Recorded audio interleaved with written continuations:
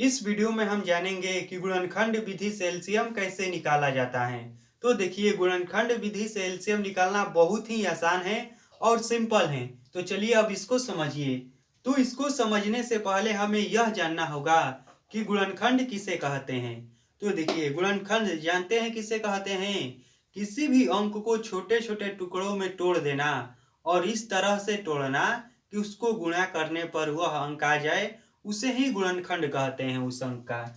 जैसे में मान लीजिए हमें 4 का गुणनखंड निकालना है, तो 4 को हम इस तरह से छोटे छोटे टुकड़ों में तोड़ेंगे कि गुणा करने पर 4 आ जाए। तो 4 को तोड़ना होगा तो हम क्या करेंगे, देखिए हम 2 गुणा 2 लिखेंगे और देखिए 2 गुणा 2 लिख दिए तो यह गुणा करेंगे तो 4 आ जाएगा। इसका मतलब यह हुआ कि 4 का गुणनखंड क्या है, तो वह है 2 गुणे 2 या 2 2। उसी तरह से मान लीजिए हमें 6 का गुणनखंड निकालना होगा तो क्या करेंगे, इसको हम लिखेंगे 2 गुणे 3। यही दो छोटे छोटे अंक हैं जिसको गुणा करने पर 6 आ जाएगा और 6 को तोड़ा जाएगा तो यही दो छोटे छोटे अंक हमें मिलेगा। तो गुणनखंड का यही सिंपल मतलब होता है कि किसी भी अंक को इस तरह से छोटे छोटे टुकड़ों में तोड़ देना कि जिसको गुणा करने पर वही अंक प्राप्त हो जाए।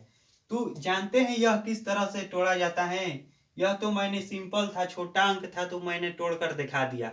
यदि बड़ा अंक होता तो इसको कैसे तोड़ा जाता। तो जानते हैं बड़ा अंक को किस तरह से तोड़ा जाता है। तो उसके लिए उसका लघुत्तम निकाल दिया जाता है इस तरह से। मान लीजिए 20 है, इसी को हमें तोड़ना है तो हम क्या करेंगे, इस तरह से लघुत्तम निकाल देंगे।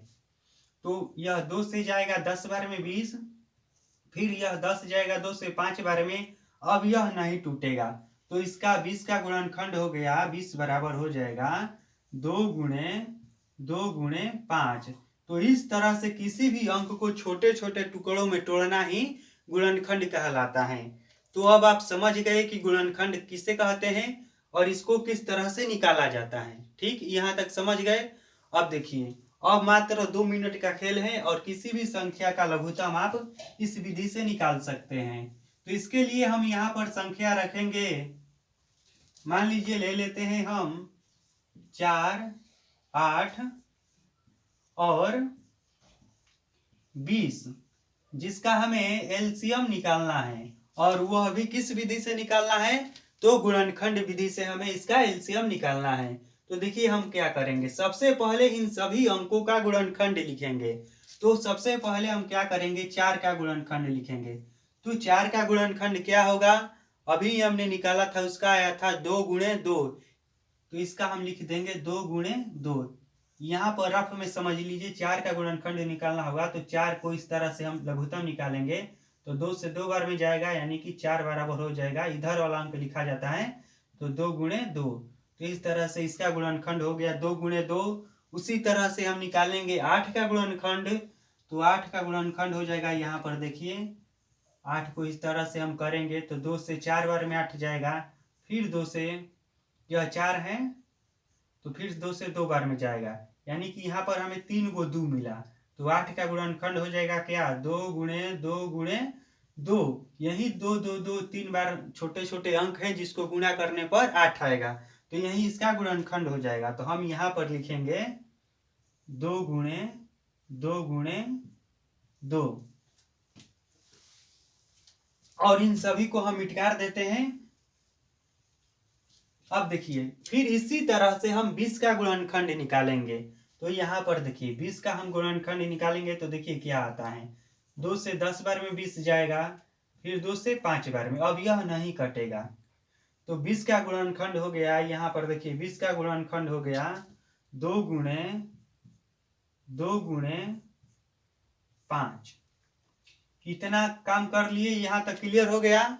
अब देखिए, अब यहीं पर एक छोटा सा दिमाग लगाना है और हमारा लघुत्तम बन जाएगा। अब जानते हैं क्या करना है, यह 3 सीरीज है ना, यह 4 का फैमिली है, यह 8 का है और यह 20 का है। ठीक, तो इसमें हमें अब देखना है कि कौन कौन सा वह अंक है जो तीनों में है। तो यहाँ पर देखिए, यहाँ पर भी 2 है, यहाँ पर भी 2 है और यहाँ पर भी 2 है।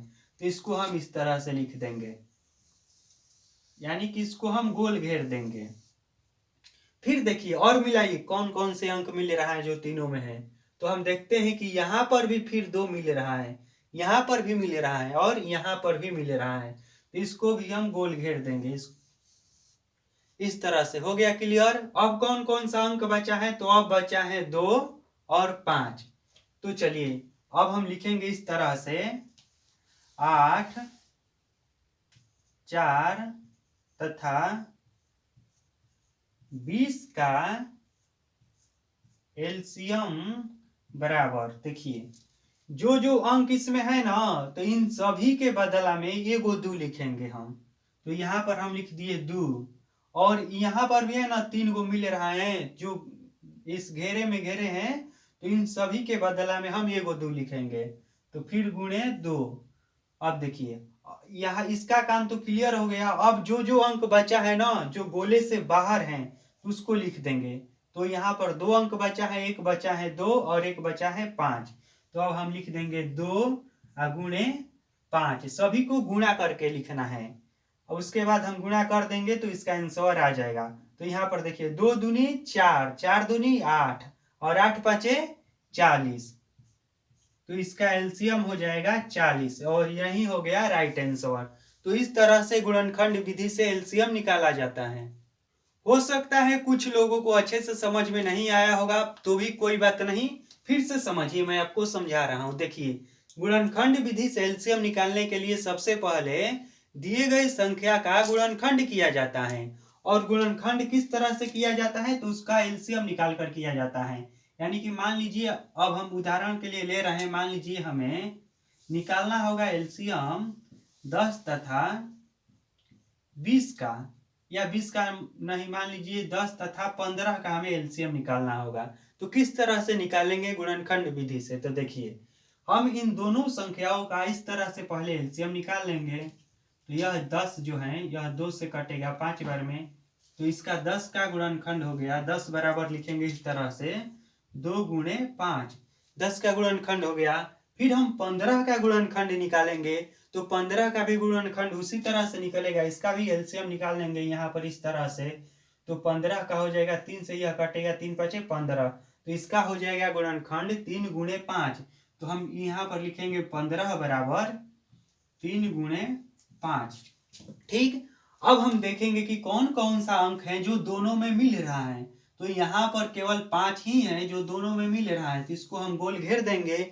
और उसके बाद क्या करेंगे, लिखेंगे 10 तथा 15 का एलसीएम बराबर, यह जो अंक मिल रहा है ना, उसके बदला में सिर्फ हम एक ही अंक को लिखेंगे।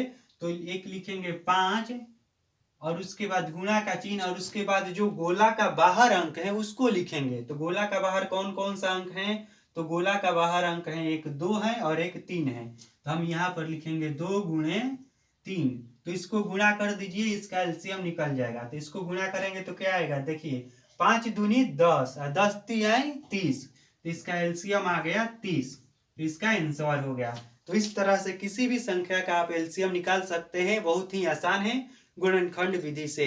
यदि फिर भी यह वीडियो आपको अच्छे से समझ में नहीं आया है, तो भी कोई बात नहीं, इस वीडियो को एक बार फिर से देखिए, जरूर समझ में आ जाएगा।